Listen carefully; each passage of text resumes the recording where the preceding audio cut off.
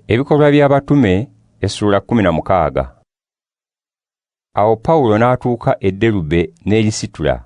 Eyo waaliyo omuyigirizwa erinnya lye Timoteewo, nga nnyina Muyudaaya omukkiriza mu Kristo, kyokka kitaawe nga Muyonaani. Abooluganda bonna ab'omu Derube ne Ikoniyo nga basiima nnyo Timoteewo oyo, Pawulo n'ayagala okugenda naye. Kyeyava amukomola, kubanga Abayudaaya abaali mu kitundu ekyo bonna baali bamanyi nga kitaawe yali Muyonaani. Awo ne bayita mu bibuga nga bakuutira abakkiriza okukwata ebyasalibwawo abatume n'abantu abakulu abaali mu Yerusaalemi. Olwo ebibiina by'abakkiriza Kristo ne binywezebwa mu kukkiriza, era abantu ne babyegattangako buli lunaku. Ne bayita mu kitundu ky'e Fuligiya ne Galatiya, nga Mwoyo Mutuukirivu abagaanye okutegeeza abantu ekigambo kya Katonda mu Asiya. Bwe baatuuka okumpi ne Musiya, ne bagezaako kugenda mu kitundu eky'e Bitiniya, kyokka Mwoyo wa Yesu n'atabakkiriza. Bwe baayita ku Musiya, ne baserengeta e Tulowa. Ekiro Pawulo n'alabikirwa, n'alaba omuntu ow'omu Makedoniya ng'ayimiridde amwegayirira nti, "Jangu e Makedoniya otuyambe."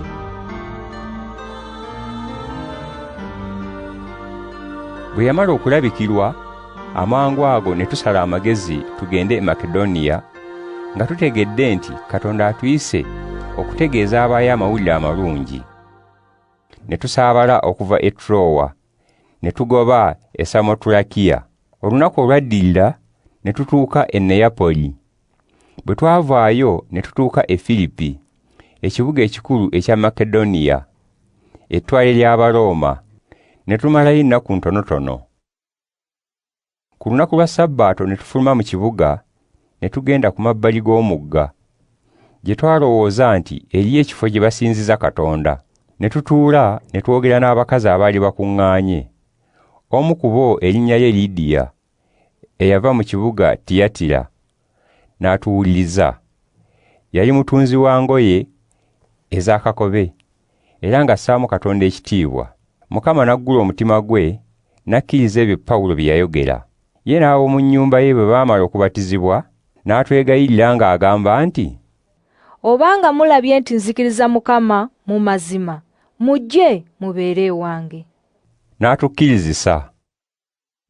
Awo olwatuuka bwe twali tugenda mu kifo eky'okusinzizaamu Katonda, omuwala omuzaana eyalagulanga era eyafuniranga bakama be ebintu ebingi olw'okulagula kwe n'atusisinkana.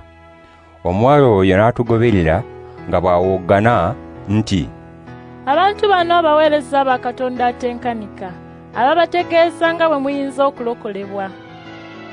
Ekyo n'akiddiŋŋananga okumala ennaku nnyingi. Naye Pawulo bwe yanakuwala, n'akyuka n'agamba lubaale nti, "Mu linnya lya Yesu, nkulagira muveeko." Amangu ago lubaale n'amuvaako.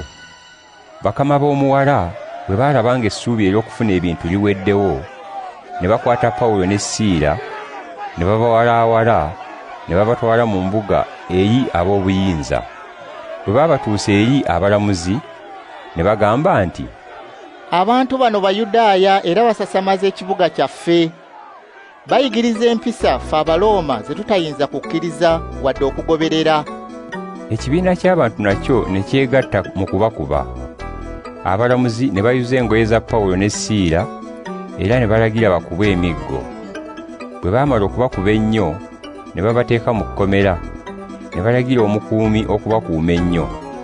Omukuumi w'ekkomera bwe yamala okulagirwa, n'abateeka mu kkomera ery'omunda, amagulu gaabwe n'agassa mu nvuba. Ekiro nga mu ttumbi, Pawulo ne Siira ne beegayirira Katonda, era ne bamutendereza mu nnyimba, n'abasibe abalala ne bawulira. Amangu ago ne wabaawo okukankana kw'ensi okw'amaanyi, ne kuyuuguumya ekkomera n'emisingi gyalyo. Awo enzigi z'ekkomera zonna ne zeggula, n'enjegere ezaali zisibye abasibe ne zisumulukuka. Omukuumi w'ekkomera bwe yazuukuka, n'alaba ng'enzigi z'ekkomera nzigule, n'asowola ekitala kye yette, ng'alowooza nti abasibe babombye. Kyokka Pawulo n'aleekaana nnyo nti, "Teweekolako kabi, ffenna bwe tuli wano." Awo omukuumi w'ekkomera n'atumya ettaala, n'ayingira mangu, n'agwa kumpi n'ebigere bya Pawulo ne Siira nga bwakankana. N'abafulumya ebweru n'ababuuza nti, "Bassebo, kiki kye ŋŋwanira okukola ndyoke ndokolebwe?"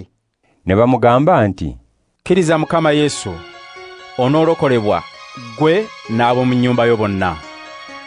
Awo ne bamutegeeza awamu n'ab'omu nnyumba ye bonna ekigambo kya Mukama. Mu kiro ekyo kyennyini omukuumi w'ekkomera n'abatwala n'abanaaza ebiwundu. Amangu ago n'abatizibwa awamu n'ab'omu nnyumba ye bonna. Olwo n'atwala Pawulo ne Siira mu nnyumba ye n'abawa ebyokulya. N'asanyuka nnyo awamu n'ab'omu nnyumba ye bonna olw'okukkiriza Katonda. Obudde bwe bwakya, abalamuzi ne batuma abaserikale baabwe mu kkomera nga bagamba nti, "Abantu abo mubate." Awo omukuumi w'ekkomera n'agamba Pawulo nti, "Abalamuzi balagidde muteebwe, kale kaakano mufulume mugende mirembe." Kyokka Pawulo n'abagamba nti, Baatukubidde mu lujjudde nga tetuwozezza na kuwoza, so nga tuli Balooma. Ate kakano batuta batya mu kyama? Nedda, bo bennyini be baba bajja batute. abaserikale ebigambo ebyo ne babibuulira abalamuzi. Abalamuzi bwe baawulira nga Pawulo ne Siira Balooma ne batya. Ne bajja ne babeetondera, ne babafulumya ebweru w'ekkomera ne babeegayirira bave mu kibuga.